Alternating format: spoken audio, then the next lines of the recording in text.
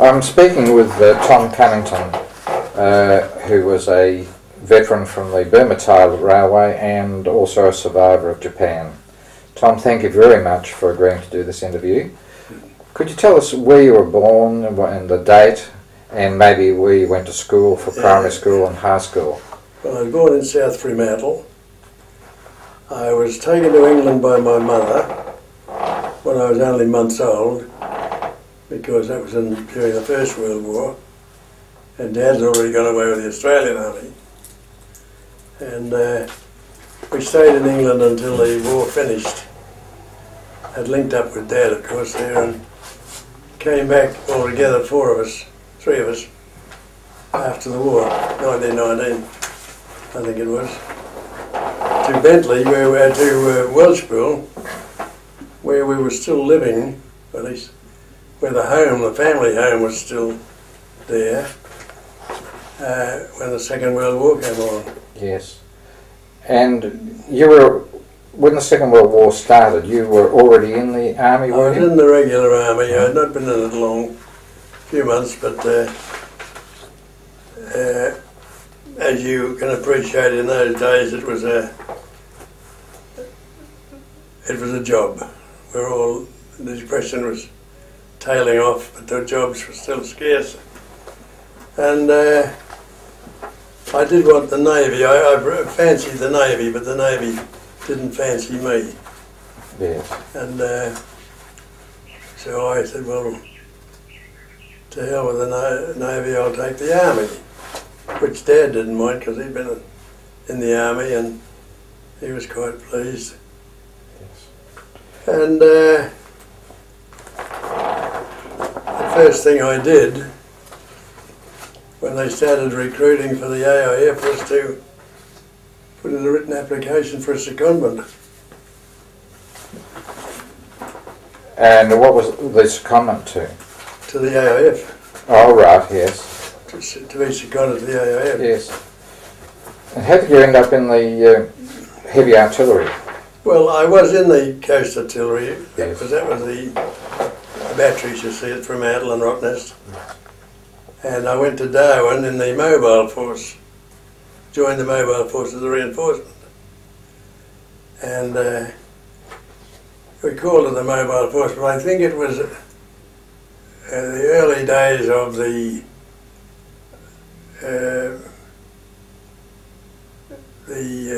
what do they call them?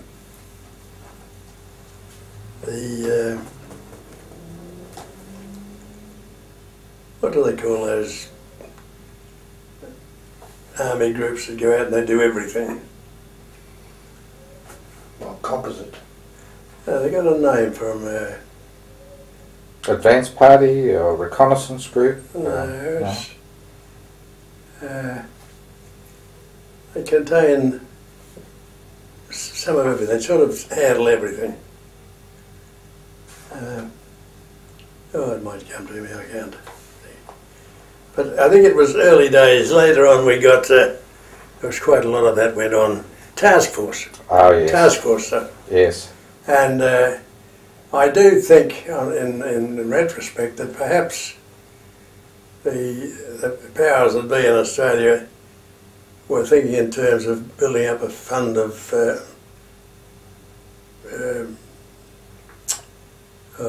instructors. Yes. Getting a load of... This was the general impression I got when I applied the first time to get in the AIF for secondment.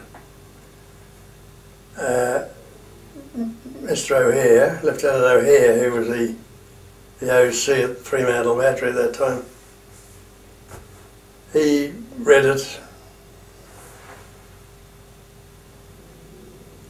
while I stood to attention in front of him and just let it fill where it may, you see. Yes. And he said, that's the chance you've got. He said, you're going to have work done to do as an instructor. So I got that, from that moment I got the impression that's what we were all really there about.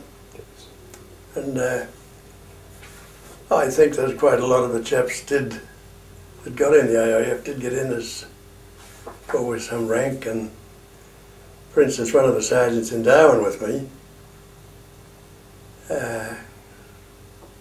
his name I can't recall at the moment, hell of a nice chap. When I got back from the war, I went into a convalescent place over at Applecross, and the CO, that was my old mate. He's a captain now. Yes. See? Now you took drop in rank, didn't you? Well, I was a sergeant. Yes. I was offered the warrant to take the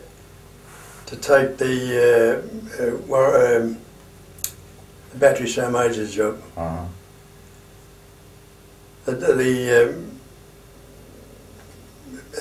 W.O. Reeves, Bert Reeves was BSM, and he called me into his office and he told me that he wanted to nominate me as his successor. He'd been asked to nominate him. And I asked him why he picked me when I was, with one exception, I was the youngest sergeant in the unit, the youngest in time, not in age, but the youngest as a sergeant. And he said that I got more work out of the blokes with less trouble than the others. So that's what he said. Whether he's just being nice to me or not, I don't know. But anyway, I refused it. Yes. Oh, silly, but that's the way you are, isn't it? And so I went off to Darwin eventually and thought there might be something doing up there. And they wanted a few reinforcements, and I went up with a group of 10, I think. And that's where I eventually got to be sergeant, a gun sergeant. And incidentally, I was being a mobile force. It was a mixture. I started off in the mortar platoon, and then I got into the field artillery section, and became a gun sergeant, and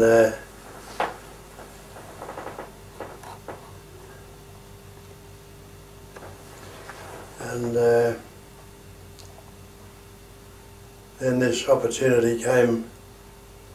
There was a unit in the AIF in Darwin at that time passing through. Yes. It had room for 2, but only gunners. Yes. So my mate and I, my mate was a bombardier, we both did the same. We dropped our rank and went in. Right. And from when did you leave Darwin to go to Timor? About before the rumbles finished at Pearl Harbor. Yes. Because they dragged us out of the theatre, out of the pictures at 9 o'clock at night to go on the boat. So December 1941. December the 8th, yeah. Yeah. And it was about the 23rd of February 1942 when capitulation took place on Timor, wasn't it? Yeah. Now, it is said in Les Poitevin says in his book that 18,000 Japs invaded, and there were about 4,000, mainly Aussies, on the island. Well, that's right. Yeah. Almost no British, and some Dutch. I Colonial never saw a British soldier there. No. Colonial Dutch. There were. I did see a rather comical incident during action.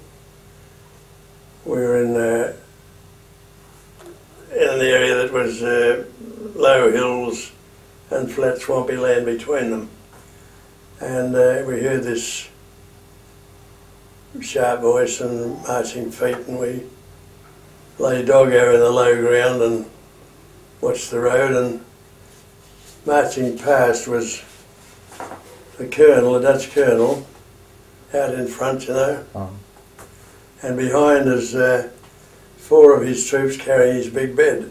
Yes. Says something. And that's all we saw of the Dutch army. Yes. Now, following capitulation, you were moved to Java. Not for some months. Taken prisoner on the 23rd of February and left Timor on the 26th of the 7th. 5 months. 5 months, yeah. Yeah. Do you remember the names of any of the doctors who were on Timor when you were there?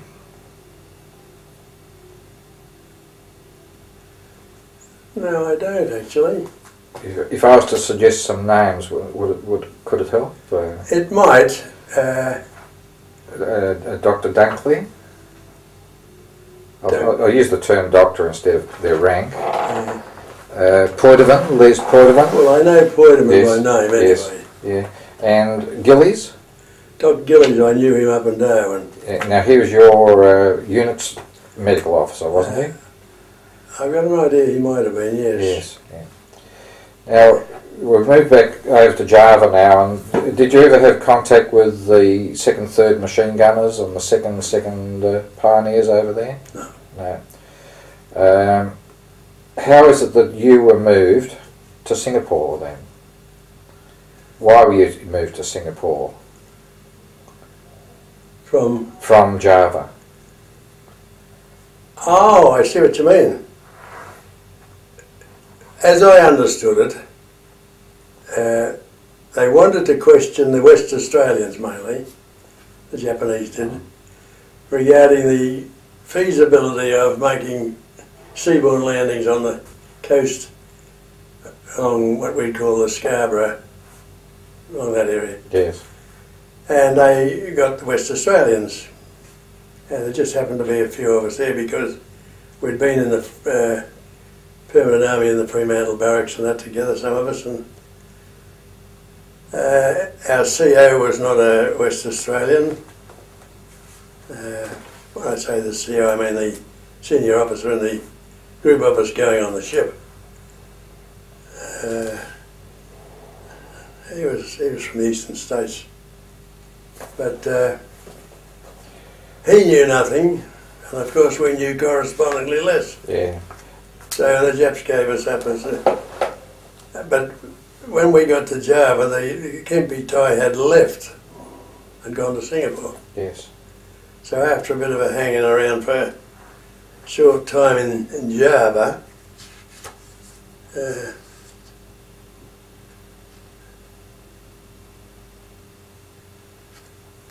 left Timor, arrived Java the 3rd of the 8th, left Java the 14th of the 9th.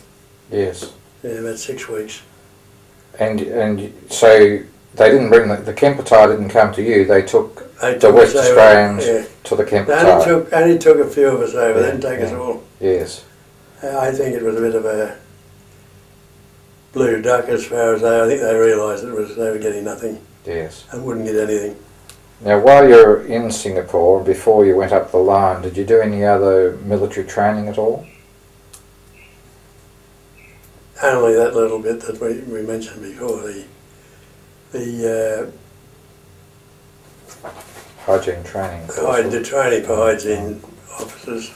How long was that course? Only a couple of weeks. Yes. Just a crash course. Yes. Things were a bit desperate. There were all those thousands of men, and they were almost devoid of hygiene workers. Yes. And so we, those of us that volunteered, were put through this short course, and we did it, and they gave us a Red Cross armband, and that gave us freedom of movement from camp to camp within the camp. Yes. All in sections, and you weren't allowed to move from one to the other without going on a special, what they used to call a ferry. I think it was a ferry. That was simply an organised group that went at a certain time. Yes. Under sort of control, but with a Red Cross armband you could move day and night, which was good. You had to have that, otherwise you couldn't have done anything. Yes. Done anything. Now, I know that you became part of D Force or Don Force and moved up to Thailand, and it's well documented that people moved up about 30 POWs crammed into one of these rice trucks, 18 by 7. But when you got up to Thailand and were detrained, for want of a better word, at Ban Pong, where did you move to after that? As far as I remember, we went from Ban Pong right on up the line. Yes. And I think we did do some of it by truck. I don't recall doing any by train. There was no train anyway up the line. Up the line, we could only gone as far as Canberra, I suppose, anyway. Yes. But we did get to Kinsayok, and yeah, I think we must have walked that. There's a bit of a lapse of memory there, but I don't see how else we could have done it. Would you be able to read from your diary there, or notes there, the time that you were, say, at Canberra and Tarsau, Ringtin, until you got to your first major stop at Auntie? No, it doesn't give out. All I've got is the taken prisoner, left Timor, arrived Java, left Java. That's all I've done is get the movement dates, movement and arrival. Yes.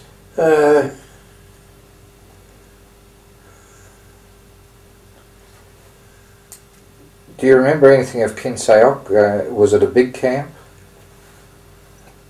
It was a fairly large camp, and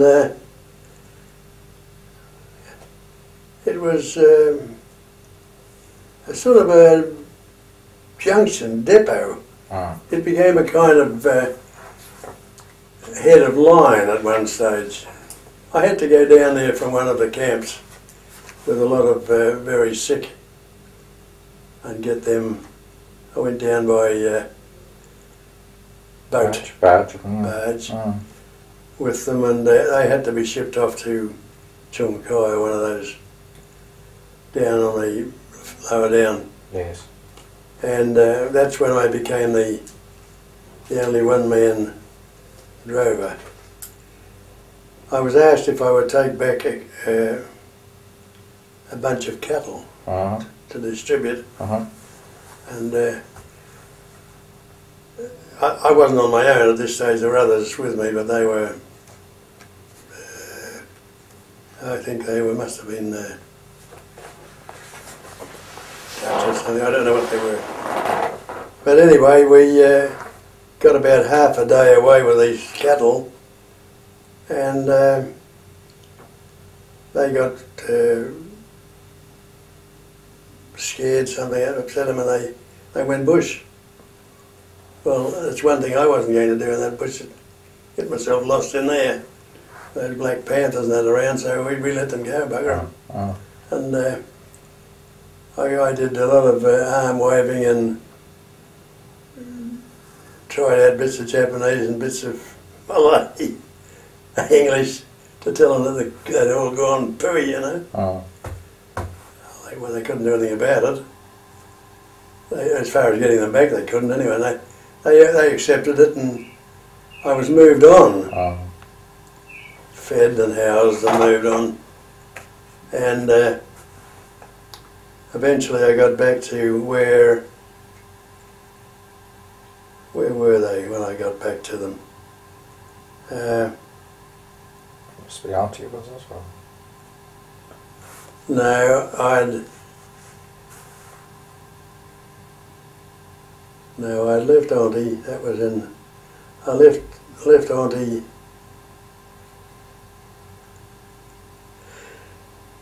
Oh, where am I?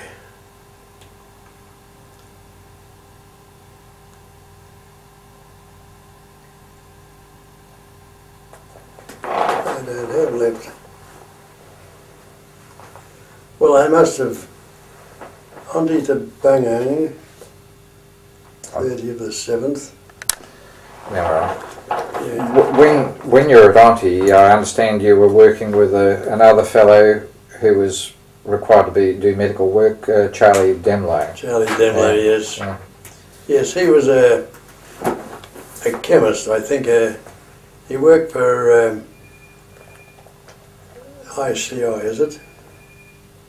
International Chemical Industry, in Victoria somewhere. Yes. I'm not quite sure what he did, but he was no doctor anyway, and he knew nothing more about medicine than I did. Yes. And we were lumbered. We got there in Auntie, and they detached a group off to open up the Auntie camp. With 2 doctors. Charlie and I were the 2 doctors. Yeah. We didn't have a bloody clue. Now, when you'd moved from Kinsaok up to Auntie, I believe you went through Hindato and Rintin. Did you have some comments about the conditions in Rintin camp? Rintin, yes, it smelled as if everybody was dead for miles around there. Putrid. We had difficulty getting to sleep that night, and we'd walked all day. That'll give you some idea. You get pretty browned off, and put up with most things under those conditions. It was really putrid. Now, when you were Dr. Cunnington at Auntie camp, can you recall the types of things that you were treating? Primarily dysentery. Dysentery was rife, of course, largely because of the unhygienic conditions we were living under. Some of the Dutch, perhaps I shouldn't say this, but some of the Dutch were extremely unhygienic in their habits. I've seen them, for instance, you know that they don't use toilet paper, they wash themselves. Yes. Well, they'd be using their Dixie as hold the water, wash their body. Yes. That sort of thing. Yes. Well, that's something that no Australian would have done. No. And we did have that and malaria. Did you have any tropical ulcers? Oh yes. How did you treat them? Well, the doctors used to scrape them out, gouge them out. But when you were the doctor, what did you advise? Oh well, we didn't know anything about it. Actually, we were only doctors long enough to realise we couldn't do the job, and that's when we organised. I don't know how this was done, but I figure that one of us must have made the move and got permission to send the worst of our sick up to Bungan. Yes. And then I suppose they got so many of us, they felt that we should pitch in and help to nurse them. Yeah. So I went up there and I noticed on that I went up and came back to Auntie, then I went back again. So I guess the second time I went back I must have signed on and they kept me there on the string. Yes. I stayed with them then through till, until the line finished, I think. Yeah.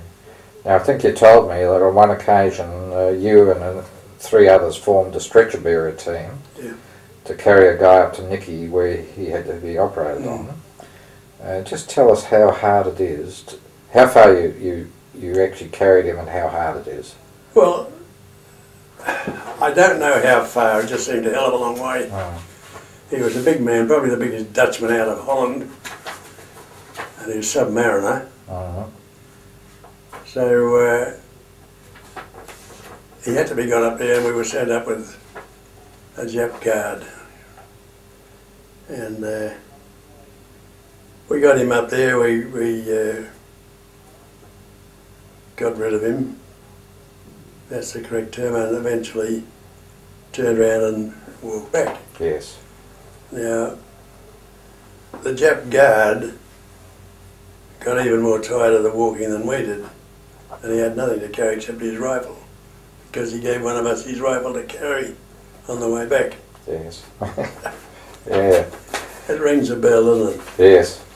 Now, when the line was finished in October 1943, I guess you were moved back down south. Did you come down by train? Yes. And do you have any particular recollections of maybe frightening aspects of the return journey? Or One or two of the bridges we knew how they were built. And when you see a three-tier bridge built of green bush timber, holes drilled through it to take bolts that are not bolted through, they're belted through with a hammer and then bent over, like you bend a nail. And that's what was holding it up. Yes. And we didn't like the idea, we could feel the thing. We thought we could anyway. Yes. But we went round that viaduct, whatever they call it, that went around the face of the cliff. Wampo viaduct. Wampo, yeah.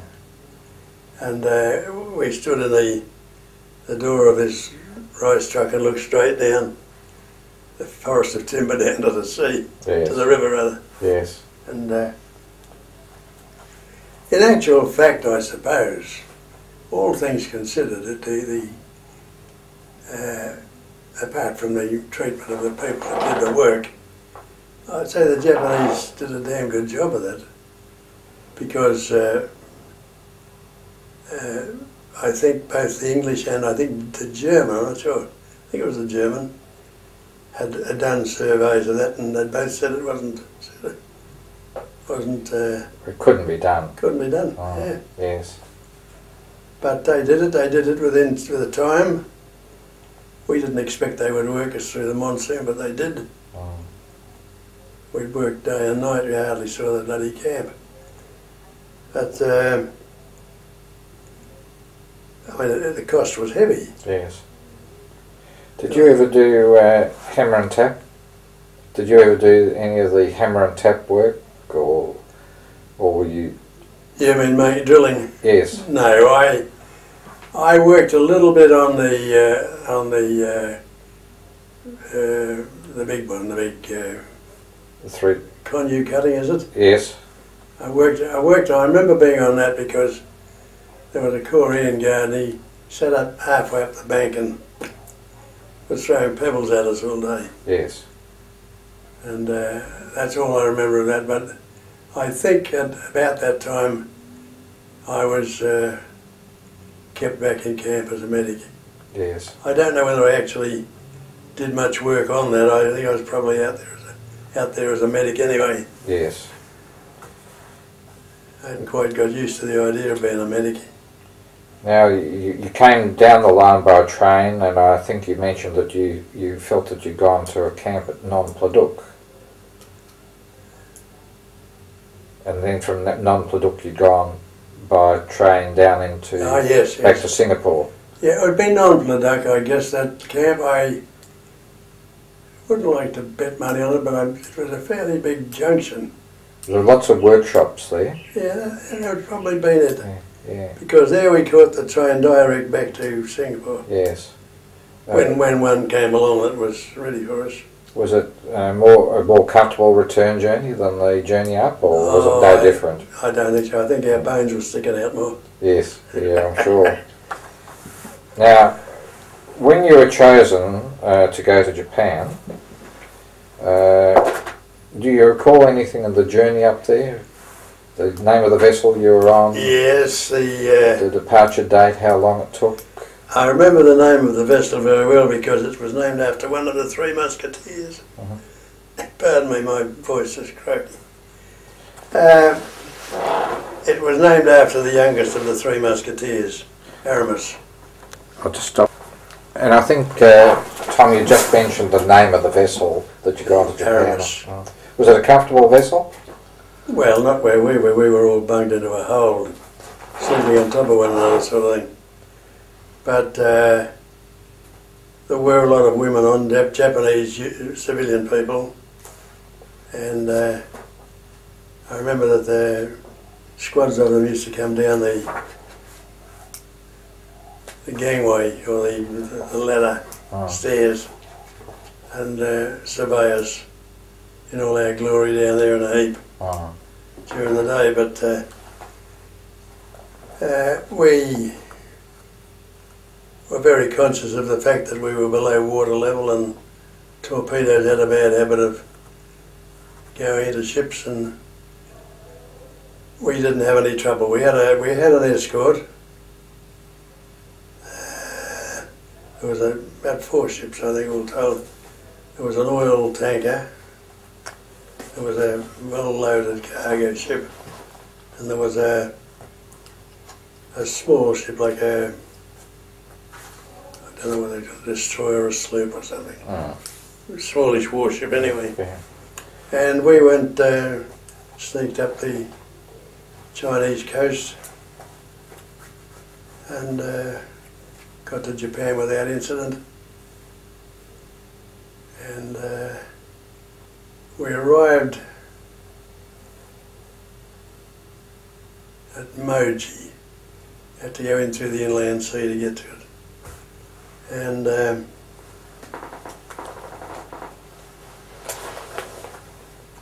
I think they had an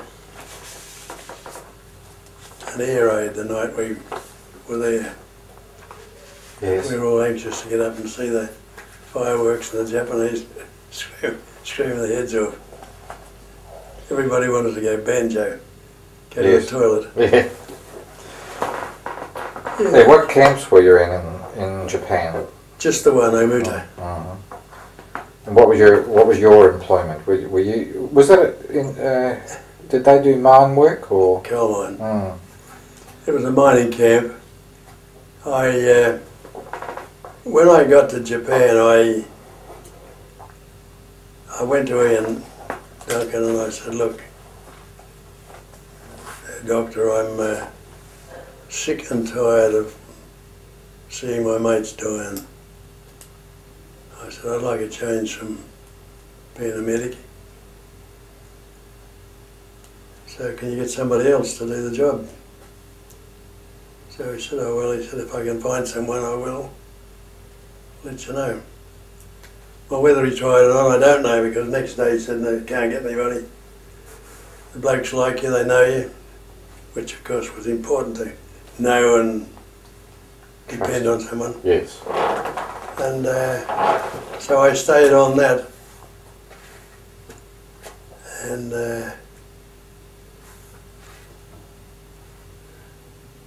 when did I get off it?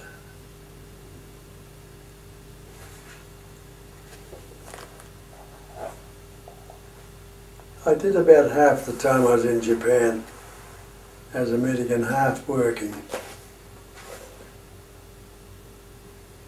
That was the second half working, that's right.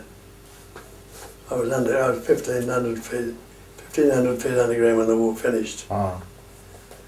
So I was working on the mine. Yeah, in fact, come to think of it, I was in charge of a gang of 100 odd men, I think. They made me a Shotai Joe, which is Japanese equivalent of a sergeant. Yes. And I had this 31, there was 31 group. They were all sort of odds and sods and sick and convalescents, more or less, light workers. And yeah, Sanjuich. Now, you actually went down the mines. Oh yes. Okay. You must have been working side by side with Japanese occasionally. Well, we worked under the Japs. We always had a Jap watching us. Yes. But did they give you tuition on how to do the drilling? And Well, we didn't do the drilling. I didn't anyway. I was mostly concerned with what we call here in the mines bogging, shifting the rubble, and it was a boring job, but I didn't mind it so much down below because you're away from the Japs largely. yes. And if you were lucky enough to have a reasonably good bloke in charge of your little gang, you're right. If you're unlucky enough to have a bad one, and we did at one stage, we had one bloke that was known as, what the hell was he called? he was a mad bugger anyway.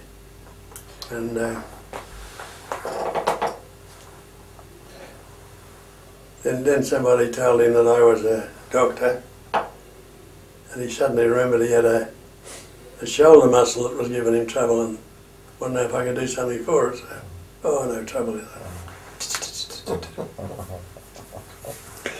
It eased him and made him feel good. So from then on, I was his young brother. Yes. He used to bring in bits of tucker for me. When you were still working as a medic up there, did they do operations or oh, yes. anything like that? Yeah, we did a lot of operations. Did you have any experience with those? I did. I worked with Dr. Oh, the American doctor was a good surgeon. I didn't like him as a person. He was the reason I got out of the hospital. He called me a name which I didn't like. What was his background? Was he from the Houston or? No, I think he was an army doctor. So he was captured somewhere else, like the Philippines or something like that? I think so, yeah. I'm not certain, but I think he was an army doctor. Yeah. And there were a couple of others that didn't figure so much. There was a Dutch doctor.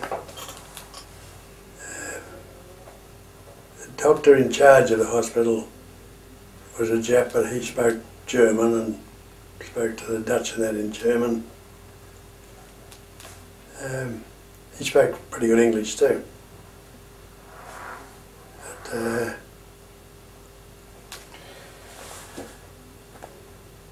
now, when the bomb was dropped, were you aware of any big incident? Were you? No, not at the time. No. Not at the time. The day they dropped the one on Nagasaki, which was just across there, probably 30 odd miles away, I don't know, we saw this plume of smoke or dust. And the air seemed to be full of Japanese fighter planes all buzzing around like angry bloody bees, like they didn't know where to go, what they wanted to do. Oh. And somebody did say next day that they'd wiped out Nagasaki with a bomb the size of a cricket ball. Mm. That's all we knew. And then we got a bit more news, and when we went into Nagasaki to leave, we went through the area where the bomb dropped, and it was an eye opener. Now, how long did it take after the war, after the Japs capitulated, for you to get back to Australia? It took me about 2 months to get home. I was about a month in Japan before I could get out of Japan. I left on an aircraft carrier, the SS Augusta, I think, or USS Augusta. And I changed over at Okinawa to a small landing craft. And at Manila, we were taken out about 30 miles from the town to a big specially built camp. Very good.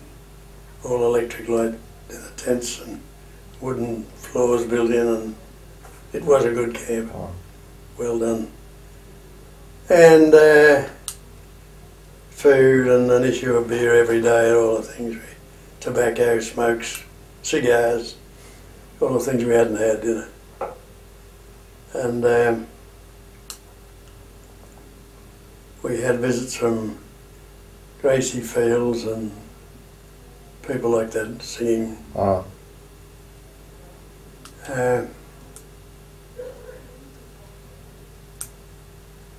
Yes, it all seemed to go pretty well.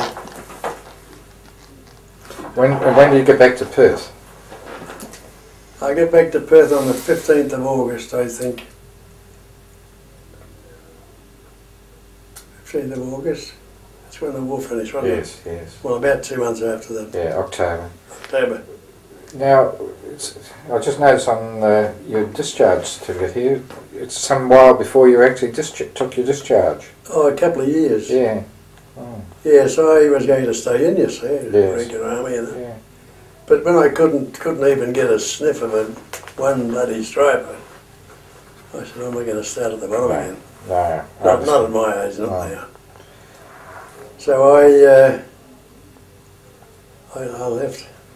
I see this discharge certificate seems to have been signed by Lieutenant Middleton, and I think that might be Blue Middleton, who died in Broome last year. Yeah. Yeah, and now post-war rehabilitation training. Yes, I did a 2-year course at the with rehab in health inspection and meat inspection, Yes. and I didn't particularly like it. I didn't particularly want it, but it was the only thing going, and I felt that a little bit of insight I'd had as a doctoroo on the railway that I had probably already had a start. Yes. Well, it'd be helpful. Yes. And I think you had some interesting overseas postings during your role as a health inspector. Oh, I went to New Guinea. I was 7 years up there. Yeah, with the administration up there. Yes. I did apply to the World Health Organization, but they wanted to send me to some godforsaken place that has